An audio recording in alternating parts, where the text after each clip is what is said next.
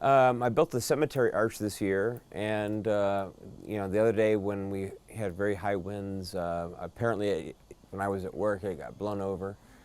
And some very nice neighbors of mine, they came over and they picked the pieces up off the street and put them on my porch, and I was able, fortunately, to rebuild it in time for Halloween night.